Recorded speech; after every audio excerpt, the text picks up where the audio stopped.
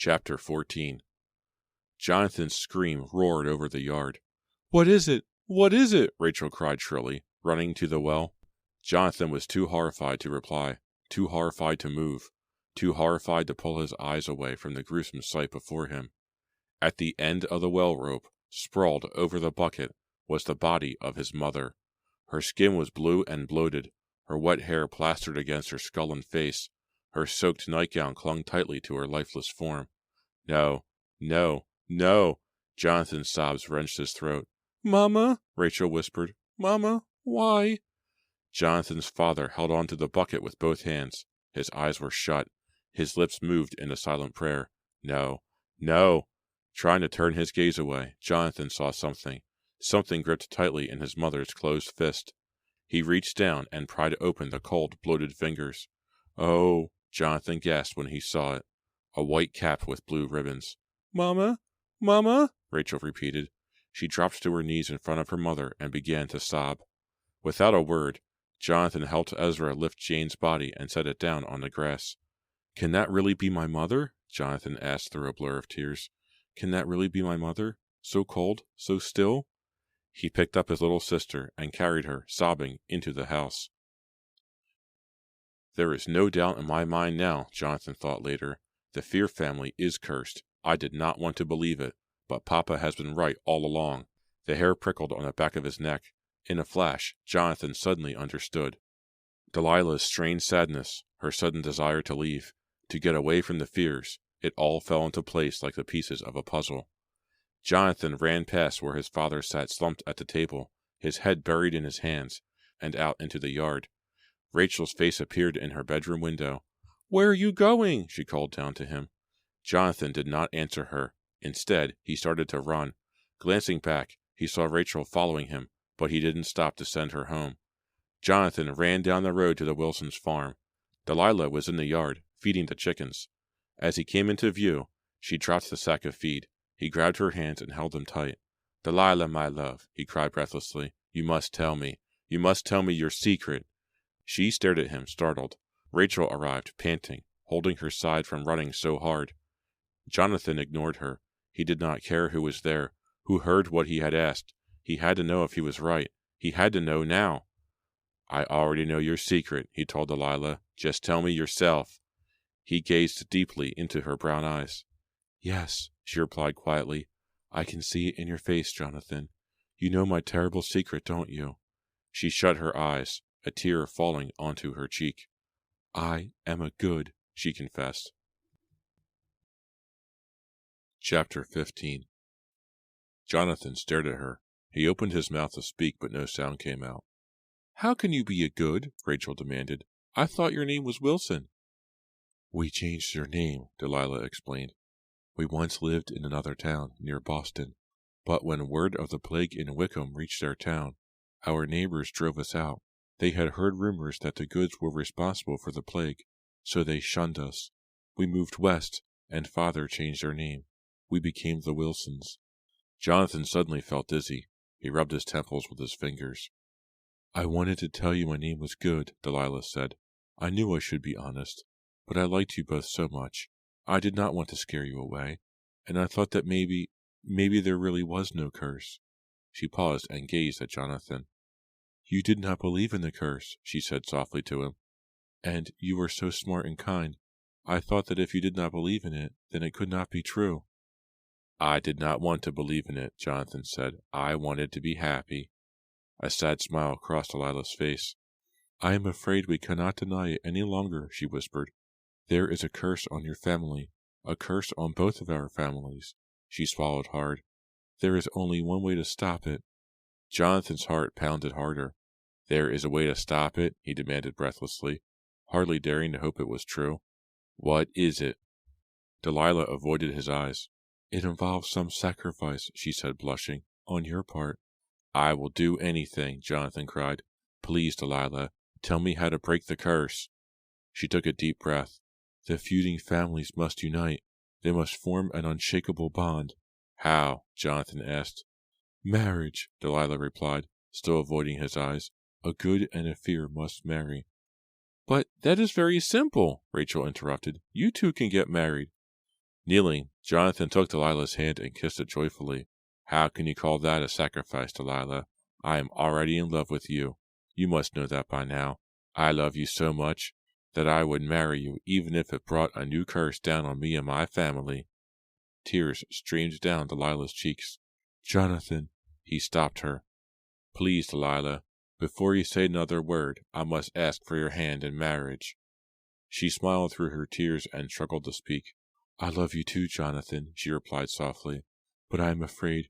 What are you afraid of? He asked. You are not afraid of me, are you?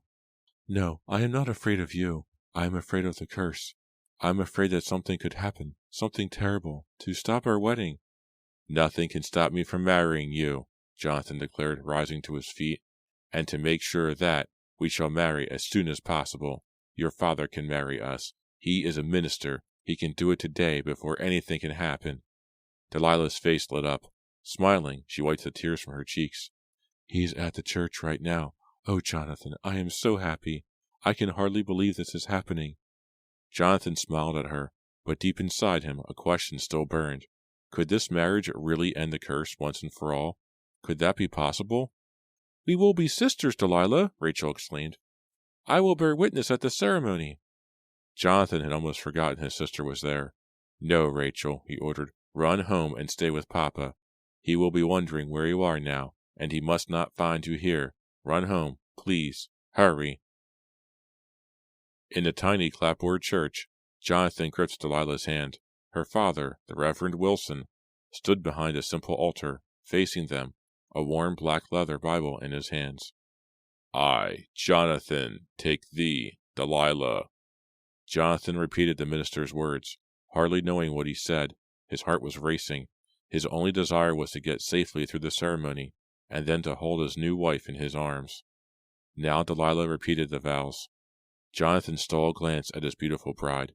He only wished his mother was still alive to share this moment. The ceremony was nearly over. In moments I will be married, he thought, and the curse will be ended. The fears and the goods will be joined. The Reverend Wilson cleared his throat. If anyone knows of just cause why these two should not be united in holy matrimony, let him speak now, or forever hold his peace. Silence. Then a startling crash. Spinning around, Jonathan saw that the doors of the small church had flown open. Silhouetted against the bright daylight outside, a man came into focus. What is that in his hand? Jonathan wondered, squinting into the bright rectangle of light. A rifle? Ezra! Stop at once, Ezra screamed. He burst into the church and strode up the aisle, rifle in hand. Rachel burst in behind him. Jonathan, I am sorry, she cried, her voice shrill with fear. Papa made me tell. I am sorry. The little girl tugged desperately at her father's arm, trying to hold him back. Ezra pushed his daughter roughly aside and continued down the aisle. His eyes narrowed on Jonathan, his features set in hard fury. Stop this wedding, he demanded. He stopped and raised the rifle to his shoulder. All goods must die. Jonathan felt his heart skip. Papa, no, he screamed. With a desperate cry, he dived toward his father and grabbed the gun, trying to take it from him. They struggled. Delilah raised her hands to her face and screamed. Traitor! Ezra snarled bitterly to his son. How could you do this to me? Papa, give me the gun, Jonathan demanded. The two men wrestled over it, their shoes scuffling over the wooden floorboards. Give it to me, Jonathan pleaded. He tugged hard and pulled the rifle free. As Jonathan staggered back with it, the rifle went off. Oh! Jonathan uttered a startled cry as the sound echoed through the tiny church. He heard a sharp cry, and turned to the altar. Delilah stood as if suspended by wires, her features twisted in shock and horror. A red stain appeared on the front of her white dress. Jonathan stared helplessly as the stain darkened and spread. I've shot Delilah, he realized. Chapter 16. Delilah! Jonathan screamed her name in a choked voice he didn't recognize, and let the rifle fall. Before he could run to her, Delilah's eyelids slid shut. She uttered a faint gasp and slumped to the floor. Jonathan dropped beside her. Delilah! Delilah! He called her name again and again, but, he knew, she could not hear him now. The dark blood puddled beneath her white dress. "Oh, Delilah," Jonathan sobbed, cradling her head in his arms. Behind him, Jonathan heard a click. He turned. Ezra had picked up the rifle, which he was now pointing at the minister's head. "All goods will die," Ezra said calmly, hate burning in his eyes. The Reverend Wilson fell to his knees beside his daughter's lifeless body. "Please, do not shoot me," he cried. "Please." Jonathan gently laid Delilah's body on the floor and stepped toward his father. "Papa, please." Ezra leveled the rifle at Jonathan. "Do not get in my way again, son," he growled, his voice hard and sharp as a steel blade. "I am warning you." Jonathan said nothing. Ezra turned back to the minister. "All goods will die," he repeated. Reverend Wilson clasped his hands together as if in prayer. "Please, do not shoot me," he begged again. "I am not a good." "Your lies will not succeed with me," Ezra snapped. "You cannot save yourself. My wife is dead because of you, and now you must pay the price." "It is true. I swear to you, I am not a good. Delilah was not a good either." He turned to Jonathan and added, "Jonathan, she lied to you." Chapter 17. "What are you saying?" Jonathan cried in disbelief. "Do not listen to him, boy," Ezra urged coldly. "He is only looking for a way to save himself." "I am telling the truth," the minister insisted. "It was all a trick, a fraud, I swear it." Jonathan ignored his father and the rifle. "A trick," he repeated weakly, grabbing the front of Reverend Wilson's robe. "A trick? I wanted Delilah to marry you, Jonathan," the minister sputtered, his eyes on Ezra's rifle. "We are so poor, you see, and you were so well off. Delilah, she came home and told me the story of your feud with the goods. I had an idea. I saw a way we could use it to trick you into marrying her." "To trick me," Jonathan murmured. "I made her do it," the minister cried. "I forced her to." He lowered his gaze to his daughter's body. He stared at it for a moment as if he just realized she was dead. Then, with a shudder, he pulled his eyes away. "Delilah was a good girl at heart," Reverend Wilson muttered. "A good girl." "This is all nonsense," Ezra snarled. "Prepare to die, good. I have waited so long, all my life, for this chance. You will not cheat me of my revenge with your desperate lies." "Please, Papa," Jonathan begged, pushing the rifle aside. "Let him speak." "I forced Delilah to pretend that she was a good," Reverend Wilson confessed sadly. "But I knew you would not marry her just because of that. So, she made you think your dead sister was haunting you. She made terrible screaming noises at night. Delilah filled your well bucket with chicken blood. She made a cap with blue ribbons on it, like the one she saw in the painting of your sister, and she climbed your rose trellis to appear in your windows at night." Ezra lowered the rifle. His face grew red and his jaw trembled as he listened. "Delilah lured your mother outside with that blue-ribboned cap," the minister continued in a quivering voice. "She threw it into the well. Your mother leaned over to retrieve it, and she fell into the well." He swallowed hard. "Delilah tried to help her, but she couldn't reach her." He stopped again. He was breathing noisily, his chest heaving under his dark robe. "Why?" Jonathan asked. "Why did you make Delilah do all this?" "We had to frighten you, to make you desperate," answered the clergyman. "So desperate, you would do anything to stop the horrors. So desperate, you would marry Delilah. We were so poor, you see, so poor."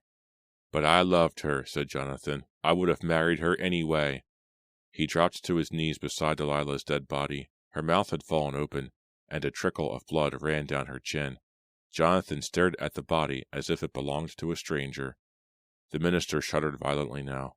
"I know you cannot forgive me," he pleaded with Ezra, "but please, please do not kill me." Ezra's face hung slack. The anger faded from his eyes. The rifle fell from his hands and clattered on the church floor. "My wife! My daughter!" he murmured. "The curse!" His face had become as pale as Delilah's. His thin lips barely moved as he whispered, "The curse! The fears are truly cursed." His hands flew to his head, and he uttered a sorrowful wail, and tore at his graying hair. Then he ran from the church, screaming. Jonathan heard a hoarse whinny, then a piercing scream, and finally a sickening crunch. Chapter 18. What was that? Jonathan cried, knowing the answer to his question. He ran outside. A small crowd had gathered around a horse and wagon. Jonathan shouted, "Papa! Papa!" and pushed through the silent crowd. "Papa!" Jonathan cried, seeing Ezra sprawled on his back, a dark open wound in his side, blood puddling on the dirt street. "Get the doctor," someone cried. "This man has been trampled." Jonathan knelt beside his father. Ezra's eyes rolled around blindly for a second. Then they focused on Jonathan. Ezra lifted his hand and let it fall on the silver amulet. "Take this," he whispered to Jonathan. He closed his eyes for a moment, gathering his strength. "Jonathan." His voice grew weak. "The power of the fears is in this amulet. You must wear it always. Use it. Use it to avenge my death." Ezra took one last shuddering breath. Then blood poured from his mouth. His eyes froze in a fixed and lifeless stare. "Papa!" cried Jonathan. "Papa!" Jonathan buried his face in his hands and sank deeply into his sorrow. So many people have died, he thought. Abigail, Mama, Delilah, Papa, all because of this dreaded curse. His father's strange silver pendant glinted in the sun. "The curse dies with my father," Jonathan thought. "I will put an end to it here and now." No minister would give Ezra a funeral or allow his body to be buried in a church cemetery. He had been insane, a murderer, Reverend Wilson had warned. So Jonathan had Ezra's body cremated. Now all that remained of Ezra was a jar of ashes. Rachel cried herself to sleep. Jonathan listened helplessly to her sobs, every cry torturing him.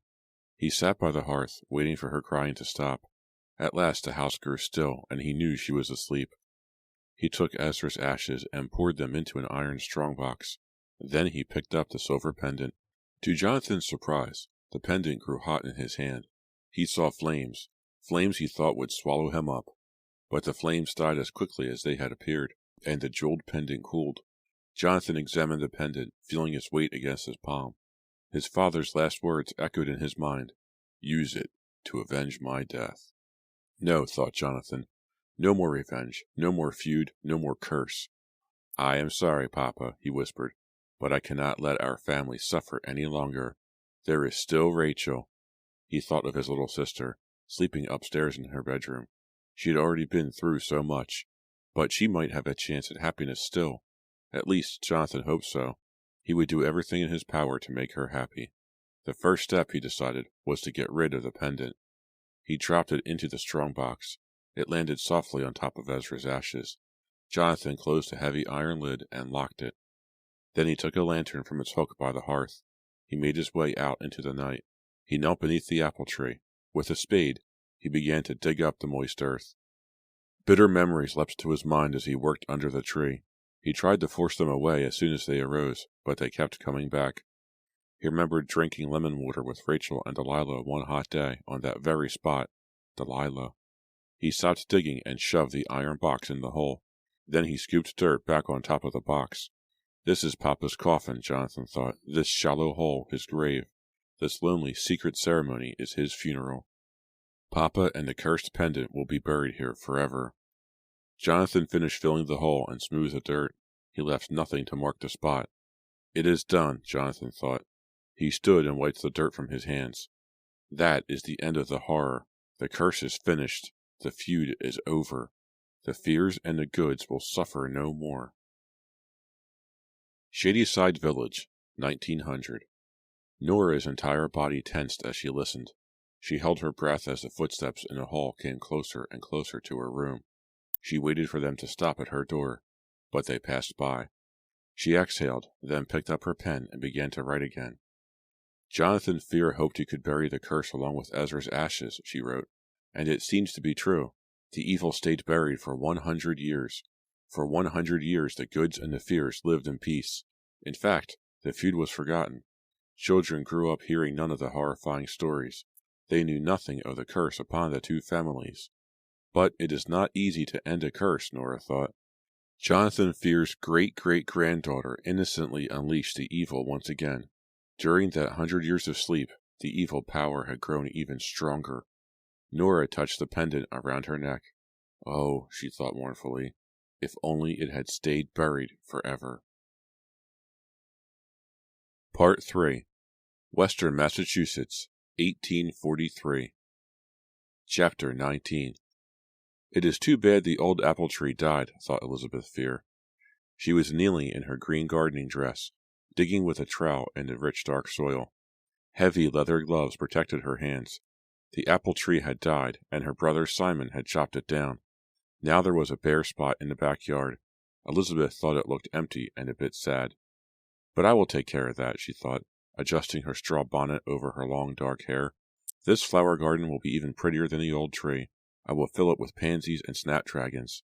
As she worked, she hummed a tune her mother had tried to teach her on the piano. She stopped humming as her trowel hit something hard under the dirt. She lifted the trowel out of the dirt, then poked it into the earth again. There is something buried here, she thought. Maybe some kind of treasure. A voice inside her head told her it was most likely a root from the old dead tree, but she would soon find out. She dug around the hard spot, wiping the dirt away with her fingers. She tapped her trowel against it again. It clanged, metal against metal. A short while later, she pulled up a metal box. It had a heavy lock on it, but the box itself was so rusted the hinges had broken. "Elizabeth," her mother called from the kitchen door. "Come in and wash up. Supper is ready." Elizabeth called back, "I will be there in a minute, Mother." The rusty box fascinated her. What is inside, she wondered. Maybe it really is full of treasure. Carefully, she lifted the rusty lid and peered inside. A coarse gray dust covered the bottom of the box. Elizabeth removed her gardening gloves and dipped her fingers into the dust. She touched something solid and pulled it out. It was a round silver disc on a silver chain. A silver claw with 3 talons seemed to clutch the top of the disc. It was studded with 4 blue stones. On the back, Elizabeth saw the inscribed words, Dominatio per malum. Latin, Elizabeth thought, but she did not know what the words meant. Maybe Simon would know. What an odd necklace, she thought, but I like it. She stood up, necklace in hand, and ran inside. Her father, Samuel Fear, and her sister and brother, Kate and Simon, were already seated at the dining room table. It was a warm evening in late spring, but a fire burned in the old brick hearth. The house was very old. It had been in the Fear family for 100 years.